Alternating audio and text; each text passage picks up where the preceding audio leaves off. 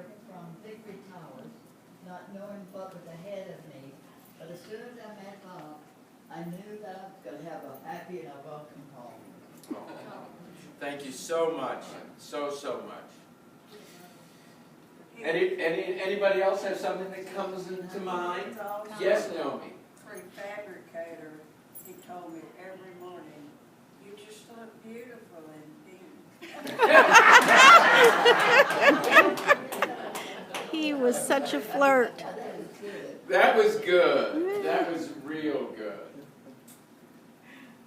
Who else has something to say about that? Well, we always had a Scotch on the Rock at Fort Rocks, 4:30 every evening before dinner. And he liked your little poem. Would you recite it one more time? Pardon me? You had a poem when you drank. He had a toast. He repeated it to me. He said, "Want to hear this?" Toast that he repeated. Did you have a toast? What was your toast? Something about yum, yum, yum. It went down smooth. I don't know. Oh, well, he had some Connie's confused. So there you go. Well, I guess this is between them, so I won't go any further. Over the lips and over the Yeah. tongue, look out, stomach, here I come. There you go. That's Well, he loved drinking his scotch with you. And I'll just throw this in. Remember when Life magazine was the biggest thing going? And can I say that? I mean, it was bigger than Time, Newsweek. Idiot things like Parade or People hadn't been invented yet. So Bob was in Life magazine twice. And the first time, and both for very different reasons.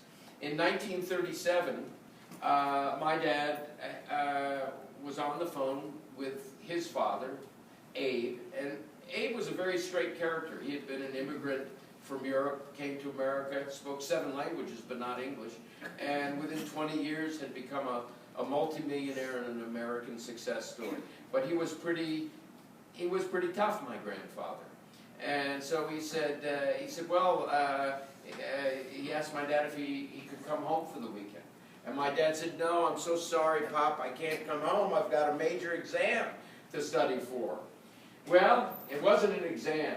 He went to Smith College for the weekend and happened to be caught in a photograph where he was in a tuxedo. And as you can see from these pictures, he was a rather handsome young man.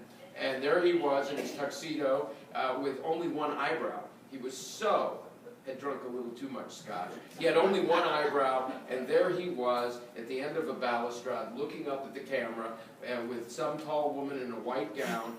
And the headline that Monday in Gloversville, New York read, "Local boy scores and makes good." My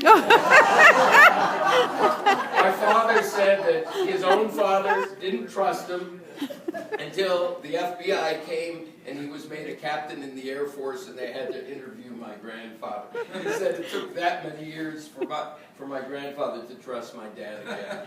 That was the first time. The second time was after the war. It was in, I believe, 1947. And 10 years later. So, like many of you folks here, my dad went off to war for 5 years. And there's a picture of him looking very handsome, very rakish, a cigarette in his hand. And long before Ford ever espoused the idea, Ford has a better idea, in 1947, it says DuPont Chemical Corporation and Robert Alpert have a better idea. And what my dad did is he took synthetic materials that had been developed during World War II and he made winter wear, boot wear out of it. So he made Life magazine twice. Once for a reason that embarrassed him and once for a reason that he was proud of. So